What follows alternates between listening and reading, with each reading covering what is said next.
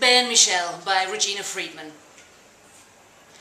Asif had got Bay the Ford Orion as soon as he came out of Belmarsh. Got a good deal from Madhouse Cars, he told him. They said as it was for you, they'd be very happy to sort you out. New wheels, new hanging dice, Michelle and Bay on a strip across the windscreen. Sorted! Life was good. That was one of the best things that had happened after getting out, getting the car.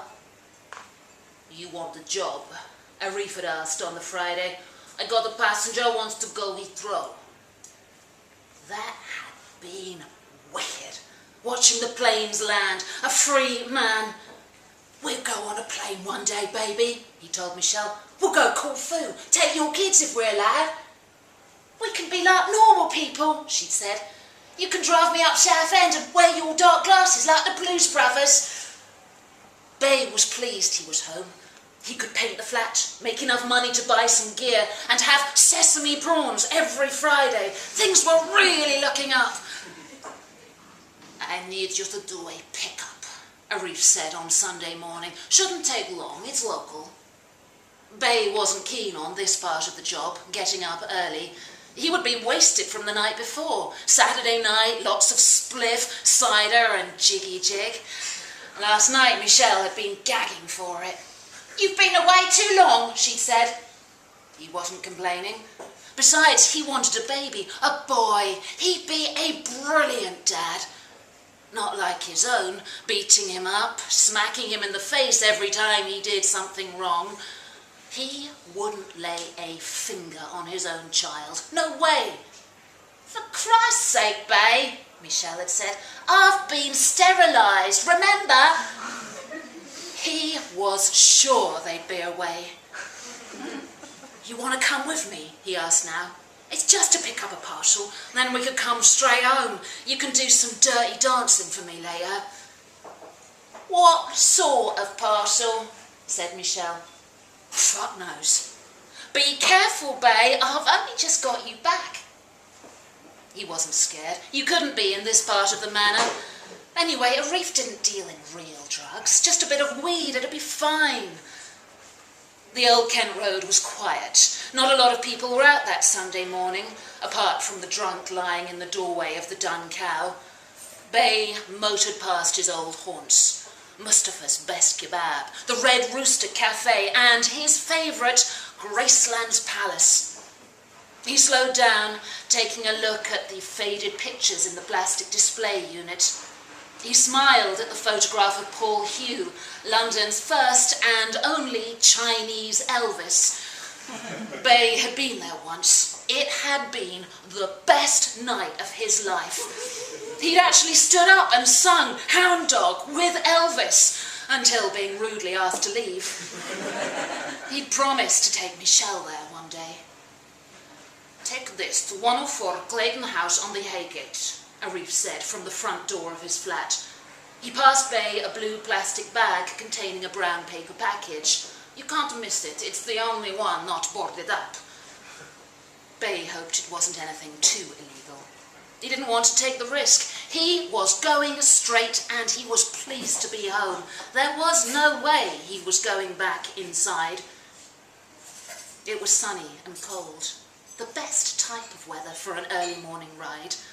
The kind of weather that he had longed to feel when he was locked up for those 3 desperate years. He used to try and reach his hand out of the cell window, but the bars were too close together and his hand too fat. The Haygate was the sort of place where you needed to look over your shoulder. You never knew who might be behind you.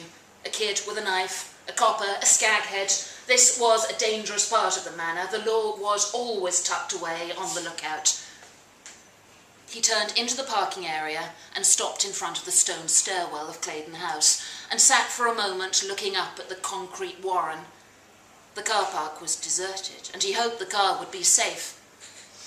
As he climbed the filthy, urine-smelling stairs, strewn with old cans and needles, he wondered how anybody could still be living in this dump. Welcome to hell, graffitied on the wall in red and black, said it all.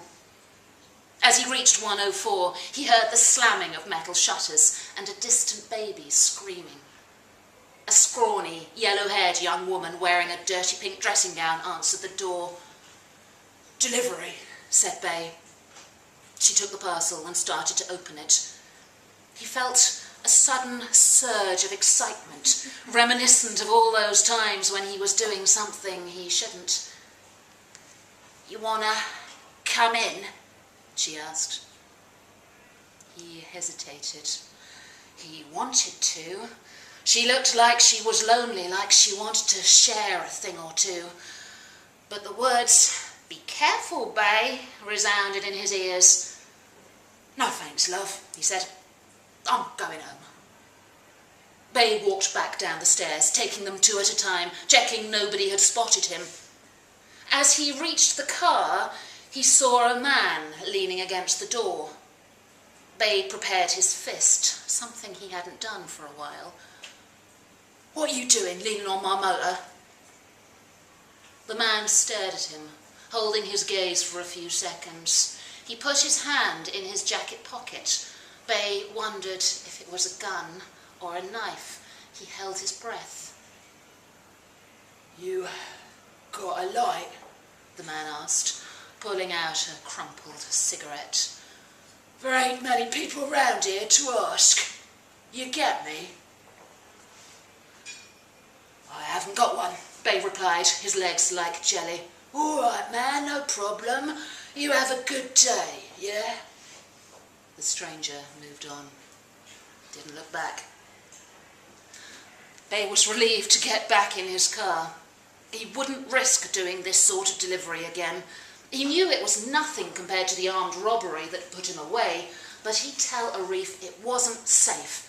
He was on licence, after all. One little slip might put him back inside for a very long time. His heart beat fast, and he felt the familiar grip of anxiety. He needed to get home to Michelle and have a smoke. He revved the engine and braced himself. He turned back onto the Old Kent Road, put his foot flat down on the accelerator and pressed hard. The engine struggled up to 35 miles an hour, but he was grateful to be back on the open road. From Elephant and Castle, you could see down to the Bricklayers Arms. It reminded him of the freeways on American cop shows. He imagined he was in Law and Order USA, chasing criminals. He wound down the window, cleared his throat, and sang Jailhouse Rock at the top of his voice. He was free and he was happy. He'd tell Michelle they'd definitely go to Corfu. Maybe he'd propose. They'd have the biggest Turkish wedding the manor had ever seen, hire the community hall, have a massive party. As he neared the Thomas Beckett, the traffic lights turned to amber. He thought he'd keep his foot down, get back to Michelle quickly, tell her his plans. Characters in cop shows never bothered to stop. They just sped through. But as the lights changed to red, he slammed on the brake. He wouldn't take the risk. The track on his cassette changed to Devil in Disguise. He tapped his hand impatiently on the steering wheel, willing the light to turn green. Why do they always take so long? As it turned back to amber, he put his foot down. He didn't see the cyclist speeding through from the adjoining road, but suddenly he was there. Bay swerved, caught the front wheel of the bike and skidded to a halt. The cyclist fell into the road. Bay got out of the car, walked to the front and looked down at the crumpled shape. "You all right, mate?" Bay asked. "You fucking idiot!" the cyclist groaned. A hand rested on Bay's shoulder. "Oh dear, Bayan," said an officer. "What have we got here?" "The police admitted it was an accident," Bay told Michelle in the visitors' hall back in Belmarsh.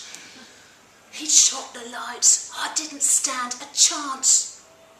"Oh no, baby," she'd said. "You'd never hurt anyone innocent." "I was going straight, Michelle. Everything was good. Arif told me the car was sorted. I didn't know it was a photocopied tax disc." She took his hand.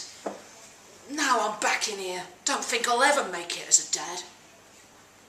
I'll see Dr. Sakwama, she said. Ask if we can do a reversal on my you-know-what. Hopefully he won't chuck me out of the surgery again. Bay stared down at the grey Formica table. Anyway, if all else fails, she continued, we'll get a puppy. A brindle staff. Call him Ben Jr. like little last dog. Ben. Bay gave a faint smile. I think I'll take a trip to Madhouse Cars when I get out, Bay said. Give 'em a little talking to. Michelle looked at him. But then maybe I won't. I'm different now. This time, and I really mean it, this time I'm really going straight.